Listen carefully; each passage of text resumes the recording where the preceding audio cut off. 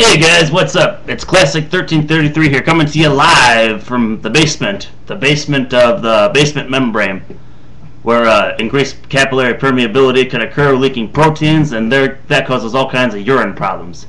Yeah, we're studying urine and pathophysiology at the moment. So that's one thing I wanted to remember, although I don't remember what it's called. So, I'm a bad student. So, I'm here with my Raw review. Let me get organized here, just with my notes. So we're just gonna jump right into the show, like jump, or Run DMC style. So they start the show off with Ric Flair in the ring, and woo! He's all happy to be there. And Flair says, like, on behalf of all the legends, he's accepted the match for him, for Snuka and Steamboat and Piper. So then Jericho shows up on the screen, and he's just all like talking trash and. Basically, he kind of comes out to the ring, and he's just talking as he's coming out to the ring, and how they're all stupid, blah blah blah. How they're all 25 years past their prime, so they're no longer a prime rib or anything. And basically, he's just gonna say that he's just gonna beat them down, and he's just gonna keep beating them down or whatever, to put them out of their misery, so to speak. And then let's see, Ric Flair says he's wrong. He'll be happy to have. Mickey Rourke coming into the ring after they, win their match, after they see a beaten, broken body, and so that way they can all go woo, and then this pisses Jericho off, so he clocks Ric Flair, and proceeds to just, beat him down for a while, punching him, throwing him into the steps a couple of times. He's also tearing his suit off too. I guess that's like a traditional stripping a man of his dignity type deal or something, but I don't know. I think in our generation it's probably different, but. We'll go with the stripping of the dignity. So he's stripping his clothes off him too, and he then takes cameraman's camera and then clocks Flair in the head with it, and Flair's like, oh god, and then he falls down. It was kind of weird. I think Flair should have sold that better. He kind of should have got hit in the head and just fallen down or something. But he was it's kind of like he was kind of like a heart attack was coming or something. He's like, oh god, oh god. Falls over like that. So he could have sold that a little bit better, but overall it was a good segment. Oh, and Jericho also smashed Flair's watch too. So yeah, I think later in the show they said it was a watch that Shawn Michaels gave Flair after his retirement or something. So yeah, so overall I thought that segment was really well done. Because for a while I was kind of oh, Jericho's fighting legends, who cares? But he kind of made a statement about it. So yeah, I like that.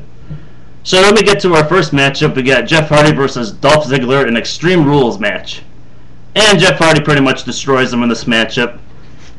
He wins with the Swanton Bomb, but he did a lot of cool spots in the match, that front vertical suplex Jeff Hardy gives, where he grabs the guy and lifts him up, slams him, He did that to him off the second rope onto a garbage can. Then he gave him a twist of fate onto the garbage can. Then he gave him another twist of fate on a chair, and then he did the Swanton Bomb. So overall, I thought that was really sending a message to Matt Hardy for WrestleMania. And what did Jeff Hardy say? Oh, he was like, "That wasn't extreme. At WrestleMania, it will be extreme." So I thought that was a good good short match. Send a message, and overall well done. Let me have a sip of my orange juice here to try to calm me down a little bit. Okay, so next we got 8-man tag match. It's MVP, CM Punk, Kofi Kingston, and Christian versus the world's sweatiest man, Mark Henry, Kane, the Fighting Irishman Finlay, and Shelton Benjamin. And last week on SmackDown they said something about MVP taking the U.S. title from Shelton Benjamin. So, congratulations to MVP on that one. But I kind of agree, though, with Radius 2X. I don't think they're going to do much with that title, though. They might kind of profile that a little bit, but then after Money in the Bank, they probably won't do much with it. Which is a waste of time, because it's an awesome title. It's got a lot of history and stuff, and they could do, so much more with it. But, going back to the matchup, MVP, Punk, and Kofi and Christian, they win the matchup. Basically, Shelton Benjamin hits pay dirt on, I think it was MVP, and then Christian hits the Unprettier on Shelton, and gets the 3 count. And then after the match was over, like Finley brought a ladder into the ring and he took out Punk and Christian. He hit Kane with it. He hit Mark Henry with it, and I think he hit Tony Atlas with it too. Michael Cole said something weird during this match. He was like talking about the match, and he was talking about like guys that have won the match or guys that have come close to winning the match. And he said Hornswoggle almost won the match at one point. What the fuck was that? Like, if you remember the Money in the Bank match that had Finley and Mr. Kennedy, like they were kind of fighting, or no, it was Hornswoggle. Hornswoggle was climbing the ladder or something, and then or Kennedy was climbing it, and then Hornswoggle climbed it.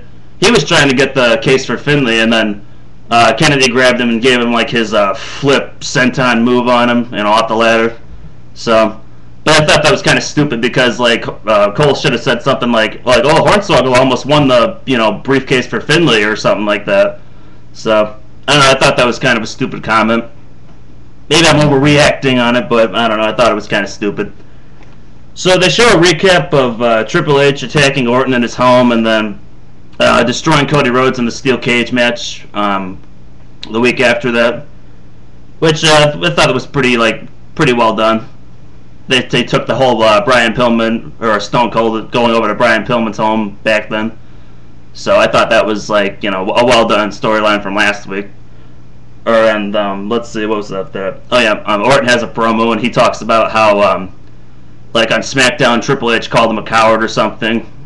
I think it was something like Triple H said something like Orton was a disease and I'm the cure or something like that. So he's a band. And basically, like Orton says that he's not a coward, and then tonight he's gonna show the world that no one will call him a coward again. Basically, he's gonna show that his attacks on the McMahons were tame or something, and tonight's attack won't be tame or something like that. So we're gonna see where that gets to us in a little bit.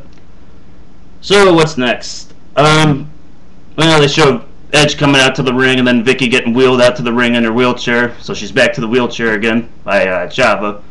Commercial break. Come back from the commercial break. Edge tries to kiss Vicky on the cheek or something, and she turns away. Let's see. Then Big Show comes out and tries to talk to her, and I think he tries to kiss her too or something, and then she doesn't want anything to do with it. Oh, and Lawler said something funny too, when Edge was trying to do it. He said, "Hell have no fear, like a woman who's been speared." So I thought that was kind of funny. So anyway, we get to Edge versus Big Show. This was a short matchup. Pretty much it was Big Show dominating most of the matchup. Edge worked on Big Show's leg a little bit, but mostly it was just Big Show throwing Edge around and clotheslining him and, methodically beating him up. Pretty much the finish was a no contest. The ref took it, threw it away. Basically, Big Show tied Edge up in the ropes, and then Big Show was gonna knock him out or beat on him some more. And then Vicky's like, "Stop it! Stop it! Stop it!" And then she sends Chavo into the ring, because Chavo's gonna obviously do something. So Chavo begs Big Show to stop it. Big Show flings him off. And then Chavo's ugh, on Big Show's back, and then Big Show gets mad, gets rid of him. And so no, that didn't happen. He was gonna hit him, and then Edge winds up come running, and then accidentally spears Chavo, and then Big Show clocks Edge and knocks him out. So yeah, that's what happened with that one. Let's see what was next. Yeah, it looks like I'm gonna run out of time here in a minute, so we'll go to part 2.